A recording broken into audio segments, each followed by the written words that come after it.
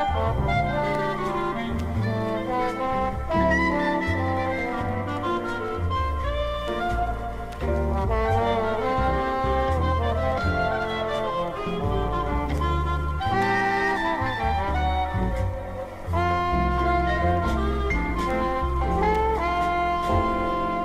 estamos de nuevo, igual que hoy hace 8 días, igual que en cualquier momento, porque en la plataforma Multizonas este programa...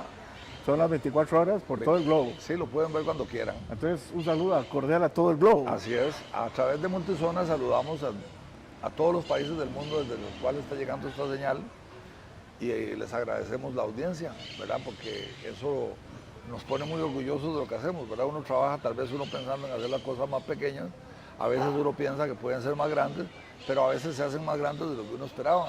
Y eso es algo que hay que agradecérselo también a las maravillas de las plataformas digitales como la que estamos usando hoy. Bueno, y que la información que le llegue del terruño a esos que están extrafronteras, así es, que lo cojan con buen gusto. Que esto se convierta en un club, Jorge. Que no les toque el sentimiento, ¿verdad? Eso, sí. Pero que queden bien informados de la historia de su terruño. Así es.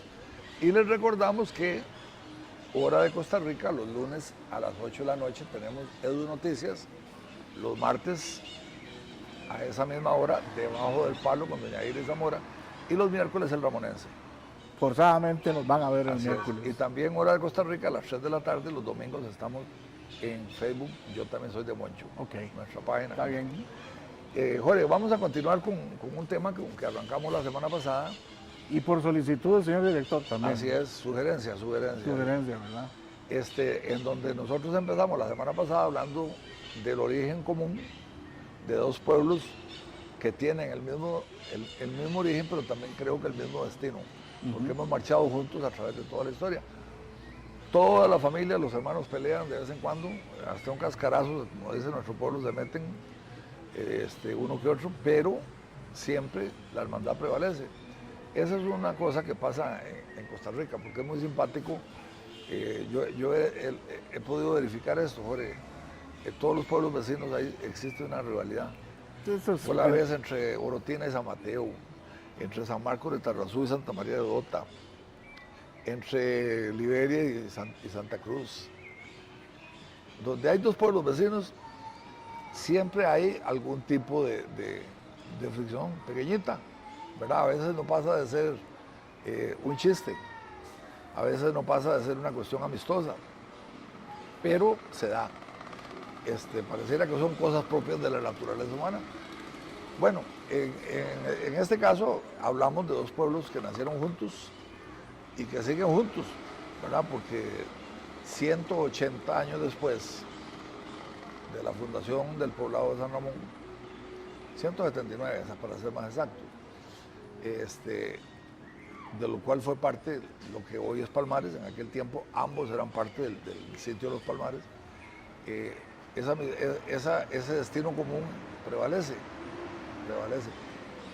El primer oratorio que construyeron en media montaña reunía a todos los vecinos, indistintamente del sitio de los Palmares en que estuvieran viviendo, ¿verdad? Según los historiadores, ese primer oratorio se ubicaba en lo que hoy es San Ramón, pero era el oratorio común en donde todas las familias concurrían a los oficios religiosos. Y había más en esa época, porque cuando de pronto el cura de Atenas se dejaba venir de gira, la parroquia de Atenas se constituyó hacia 1835. Recordemos que ya Atenas era un lugar de importancia en Costa Rica, como un lugar de paso, básicamente, por dos razones. Porque la minería que mencionamos en el programa anterior estaba concentrada en los montes del aguacate, o sea, Atenas, los alrededores, ¿verdad? Básicamente. Y Atenas era el lugar de paso obligado a los montes del aguacate para ir a dejar el café al puerto Punta Arenas o a Caldera. Estamos hablando de temporadas de transporte de café donde bajaban miles de carretas con bueyes, ¿verdad? Yo he visto fotografías con un desfile interminable donde casi van pegadas una con otra, ¿verdad? Desfilando hacia Punta Arenas, llevando el café. Entonces, eso necesariamente va desarrollando a un pueblo. a un poblado que va creciendo. ¿Por qué? Porque la gente que va por ahí de pronto necesitan descansar los bueyes. Los esteos. Entonces aparecen los esteos. El cesteo es el lugar donde el boyero viene, desenyuga a los animales, les da la comida, los pone a descansar. Él se sienta alrededor de una fogata a conversar con los otros boyeros. Salen las historias, salen las leyendas, comen. Al día siguiente continúan su marcha. Entonces, esa estancia va convirtiendo al lugar en donde se da en un centro de servicios, ¿verdad? Así es como nace Atenas. Bueno, Atenas tiene esa característica, ¿verdad? Así es como nace. Entonces, hacia 1835 ya en Atenas hay una parroquia. Y cuando los pobladores empiezan a sentarse en el Valle de los Palmares, a ese cura se le viene por recargo toda esta zona, porque aquí no hay dónde casarse, no hay un moratorio. Entonces, ¿qué hacía la gente? La gente simplemente se emparejaba. Y procreaban Sí, extramatrimonialmente. exactamente. Entonces, al cura le correspondía de vez en cuando venirse de gira, a enrollarse la sotana, ¿verdad? Y empezar a andar por todos los barriales buscando esas parejas. Casando posibles matrimonios y bautizando niños. Exactamente. Y seguramente confesando, ¿verdad? Todo eso se daba en los primeros años. Conforme estas poblaciones se fueron desarrollando, cuando ya viene el decreto de fundación de San Ramón, el 19 de enero de 1844, y empiezan a acrecentarse las necesidades, como lo mencionábamos la semana pasada, es cuando la iglesia, la gente dice, necesitamos un oratorio, y lo construyen, y después ese oratorio evoluciona hacia una ermita. Pero siguen los problemas, porque por mucho que el cura venga a casar a la gente, no viene con la frecuencia que la gente lo quiere. Y mucho menos viene a dar la misa, que es lo que más esperan los pioneros que están por ahí metidos en la montaña. Necesitan la asistencia religiosa. Entonces empiezan a presionar para tener su propia estructura eclesiástica. Y es así como después de 1844 comisionan a Ramón Rodríguez Solórzano, que es el pionero más influyente, para que vaya a la Alajuela y empiece a gestionar, y ante el obispo en San José, la autorización para crear un oratorio, luego que se convierta en ermita, y finalmente a gestionar la creación de una parroquia en San Ramón. Finalmente la parroquia se crea hacia diciembre de 1848, y entonces se cuenta con libros parroquiales. En San Ramón. En la parroquia de San Ramón, que es la primera, por supuesto. ¿Qué pasa con esos libros parroquiales? ¿Por qué son tan importantes, Jorge? Porque cuando una parroquia se constituye ya debidamente, se tienen los libros parroquiales, entonces ya pueden ejercer las funciones propias del cargo. ¿Qué significa eso?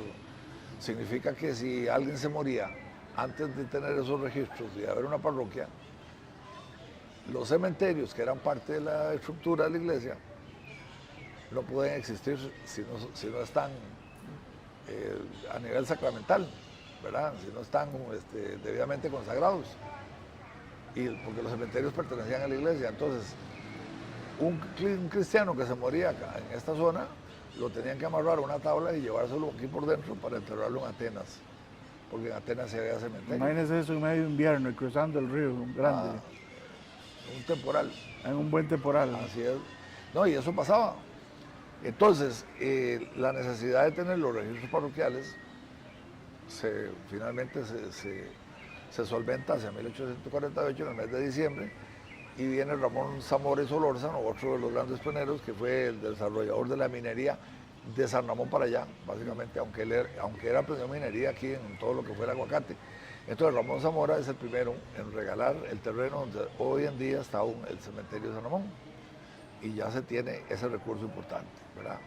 ¿Qué significa eso? Que en los primeros años, el que moría en esta zona, donde hoy es Palmares, había que llevarlo a enterrar ahí. Ok, pero entonces seguía habiendo la situación de que la gente que vivía acá en lo que hoy es Palmares, los domingos tenían que desplazarse hacia el otro lado para los oficios. A coger misa, como decían. A coger misa.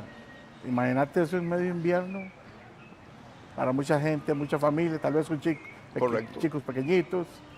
Atravesar el Río Grande. Comenzó una serie de problemática para mucha gente. Eso se va a ir acentuando con el tiempo.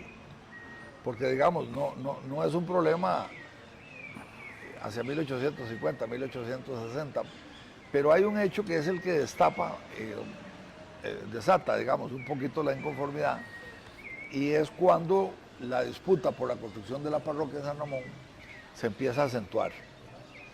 Cuando los ramonenses quieren construir la iglesia, el decreto de fundación dice que en el sitio que se destine se clavará una cruz de madera, porque ahí va a ser la iglesia, ¿verdad? Y al frente la plaza. Pero resulta que el sitio que se escoge finalmente era un sitio con un cerro.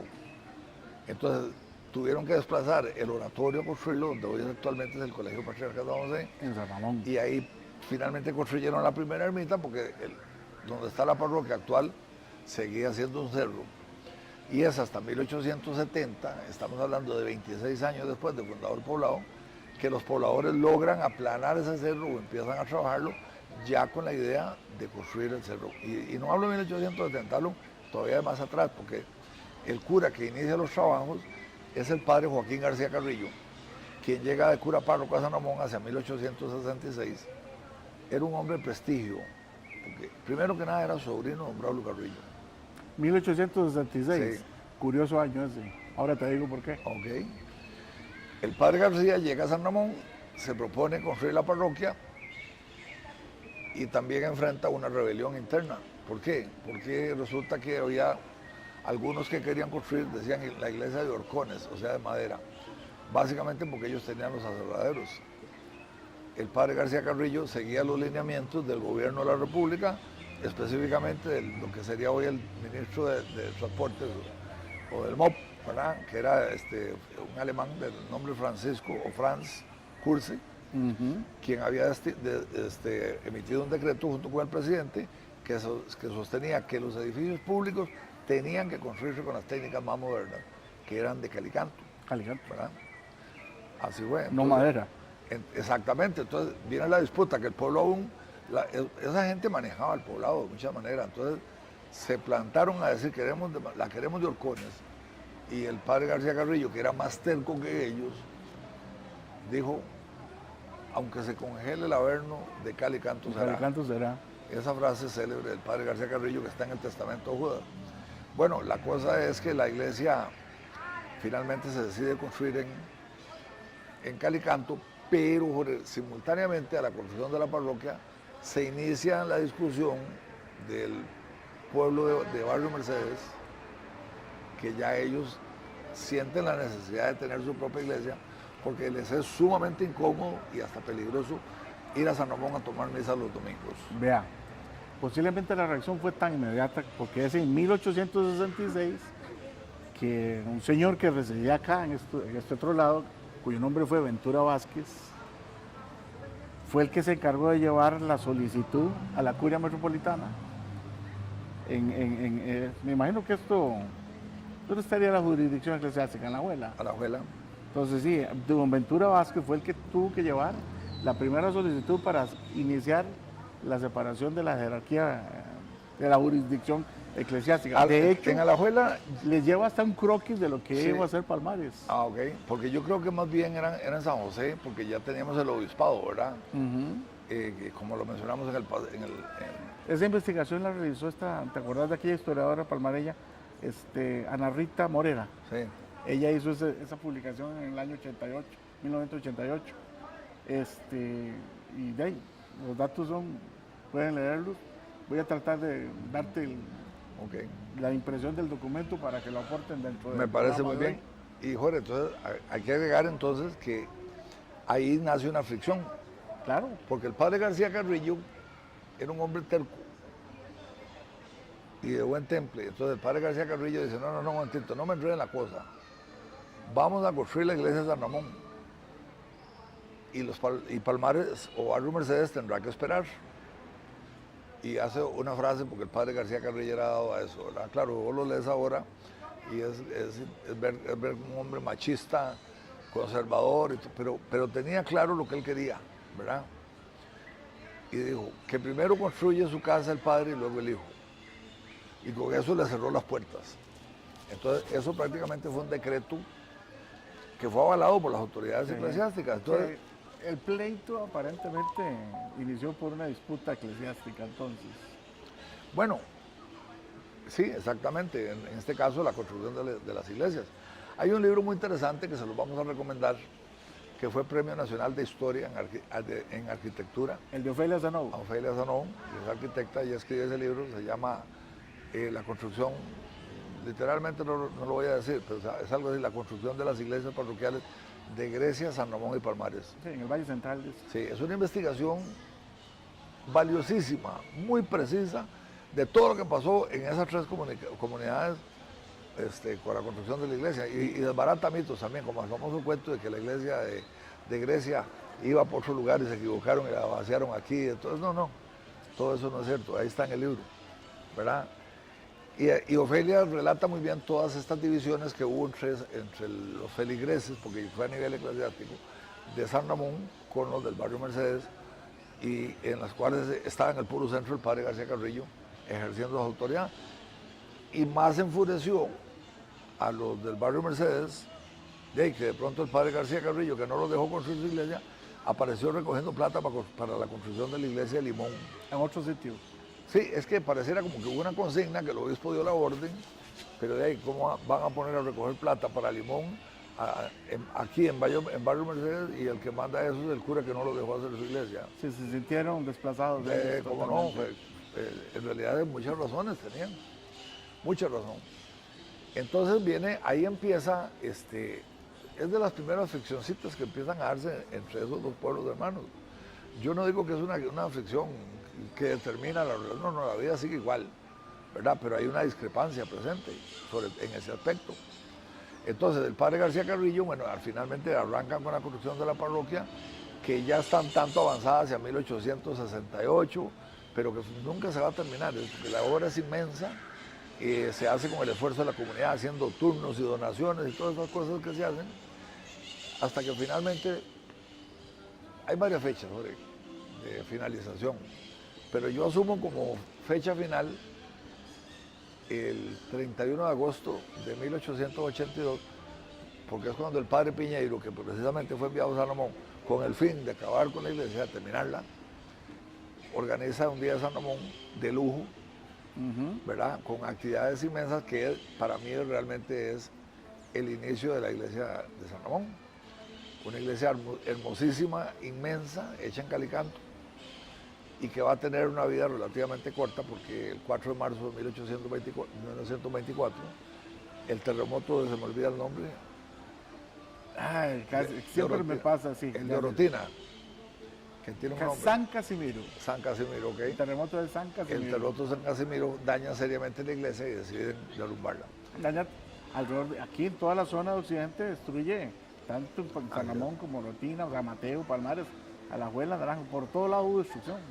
Bueno, pues a finales del siglo XIX también hay una figura que emerge en la historia de esta región, que es el padre Manuel Bernardo Gómez, ¿verdad? Que lo nombran cura en Palmares, y que se propone él también, es un hombre de un temperamento fuerte, muy aguerrido. El padre Gómez se propone construir la iglesia de Palmares, que es esta que tenemos aquí detrás, y en esa tarea se va a llevar varios años, que la iglesia se va a terminar empezado el siglo XX, ¿verdad?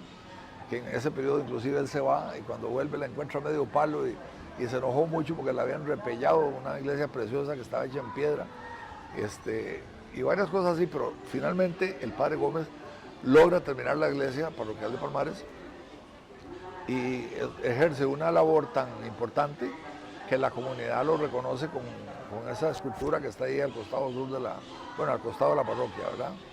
Él está sepultado aquí.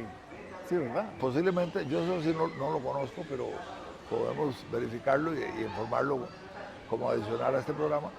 Pero el padre Gómez, correcto, ese es el monumento, está sepultado ahí al costado de la parroquia. El padre Gómez también tiene otro punto que es importante, digamos, en la relación entre Palmares y San Ramón, porque ya cuando el padre Gómez llega acá, ya esto se llama Palmares. El cantón de Palmares se ha creado mediante decreto en 1888.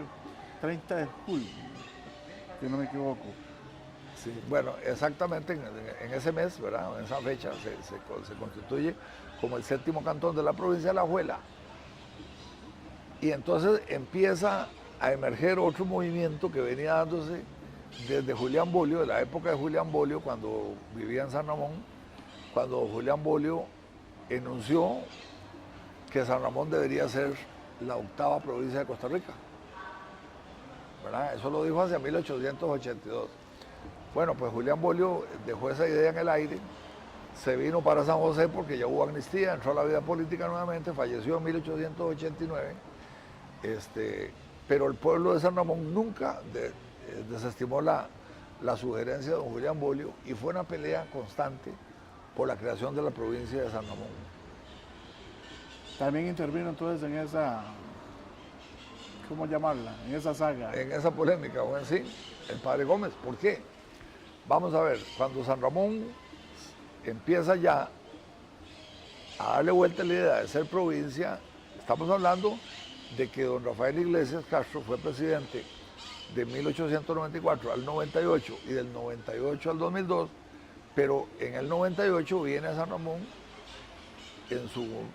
buscando la reelección. Correcto. Y resulta que don Rafael Iglesias, su campaña principal, su promesa de campaña, es la provincia de San Ramón, que no la cumple, pero los deja más alborotados, como se diría popularmente. La idea sigue dando vuelta.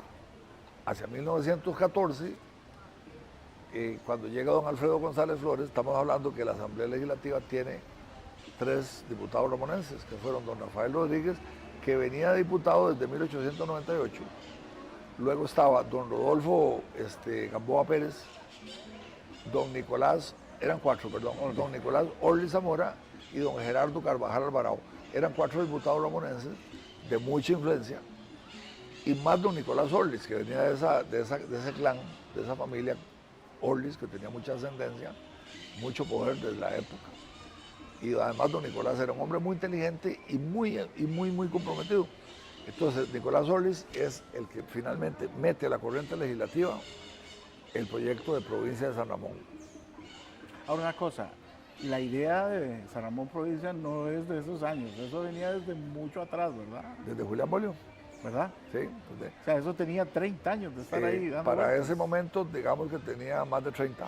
Más de 30. Sí. Eso significa que cuando se dieron los eventos del 66, posiblemente todo eso... No, posteriormente fue. Posterior porque don Julián llegó en el 74. 74. Sí. Y fue en esa época, del 74 al 82. Bueno, Jorge, el asunto es que, ¿qué implicaciones tiene una provincia como la que se planteaba? En primer lugar, esa provincia estaba integrada por el territorio de 4 cantones, que era San Ramón, que para entonces era el cantón más grande de Costa Rica, el cantón de San Carlos, que era un cantón nuevo, que recordemos que San Carlos llegó a ser cantón en 1910, estaba recién nombrado, el cantón de Zarcero, que para entonces no se llamaba aún Alfaro Ruiz, y el cantón de Palmares. Esos 4 cantones pasaban a ser la nueva provincia. Pero, ¿qué pasaba con Alajuela, la provincia de Alajuela, que de pronto llegaba hasta el lago de Nicaragua, básicamente? Se le cortaba su territorio. Se le cortaba su territorio dramáticamente, ¿verdad? Porque debía pasar desde Naranjo para allá. En tanto que la provincia de San Ramón llegaba desde aquí hasta el lago de Nicaragua, con inmensos territorios. Recordemos, ¿por qué decía yo que San Ramón era el cantón más grande? Bueno, porque San Ramón en ese momento era propietario, o era parte del cantón de San Ramón, eran los territorios que hoy ocupan La Fortuna y La Tigra, que San Ramón los pierde en un plebiscito que se da en el año 1950, que es el plebiscito histórico porque es donde por primera vez vota la mujer, ¿verdad? Doña Bernarda Vázquez votó, fue la primera que votó. Entonces, todos esos territorios, ¿cómo que se llamó el sujeto que había encontrado el camino hacia esas zonas? Nelson era.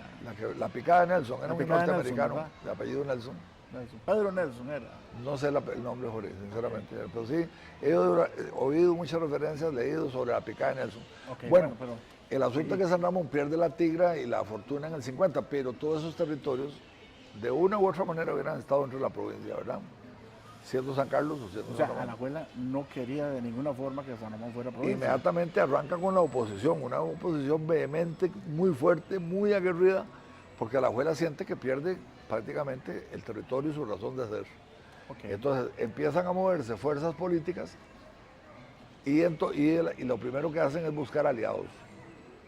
Y encuentran un gran aliado. Encuentran un gran aliado, no sé cómo, no sé por qué, pero convencen al padre Manuel Bernardo Gómez. Tanto así que la ciudad de la abuela le da un homenaje a él. Bastante por esta grande, participación. bastante grande.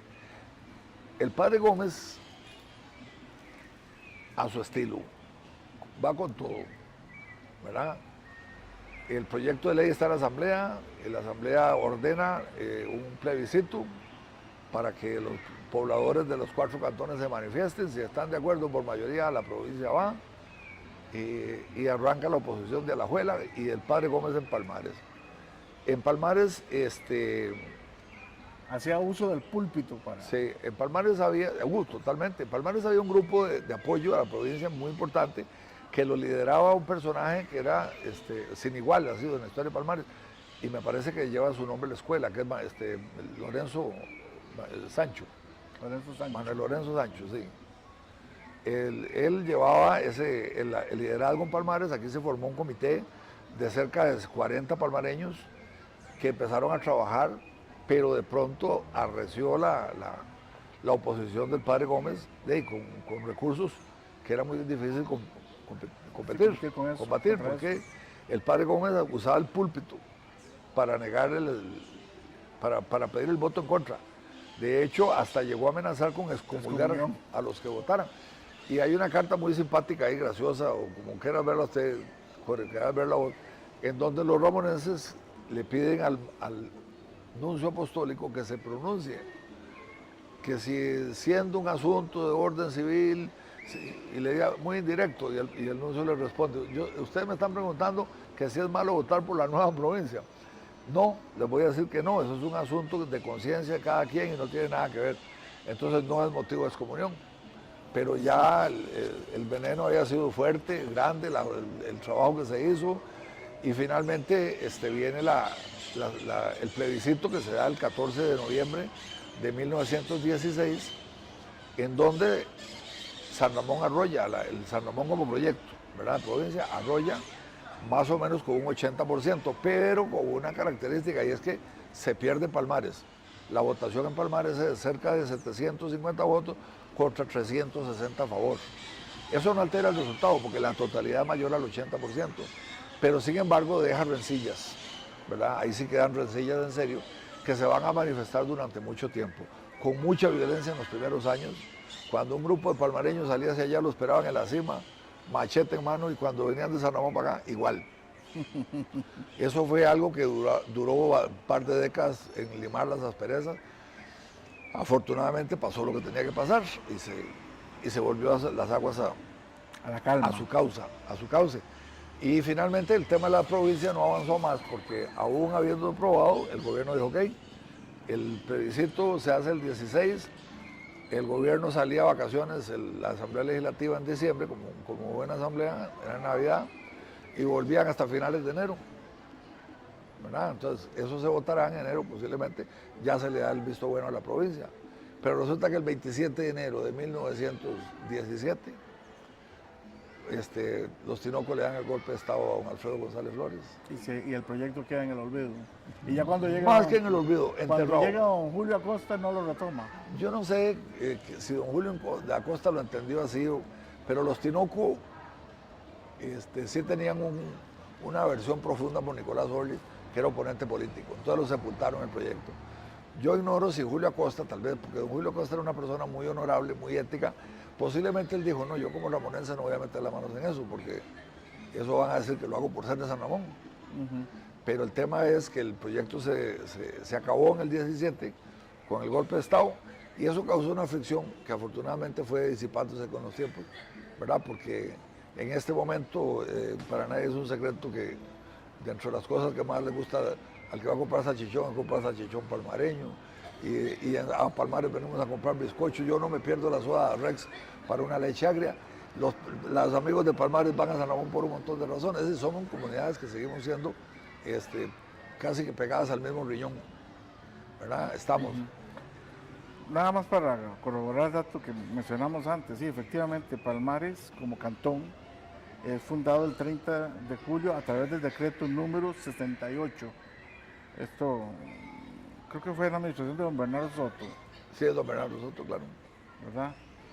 Y unos meses después, en noviembre, a través de otro decreto, el 20 de noviembre, se establecen, bueno, primero el número séptimo es para el cantón es establecido y se forman los distritos, 3 distritos, a saber, el primero era el cuadrante o centro de la villa, en Palmares, ¿verdad? El segundo, los barrios, y aquí lo interesante, como mencioné, de Nuevos Aires, no era Buenos Aires, Nuevos Aires y La Granja, que componían el segundo distrito, y el tercer distrito, los barrios de Esquipulas y Zaragoza.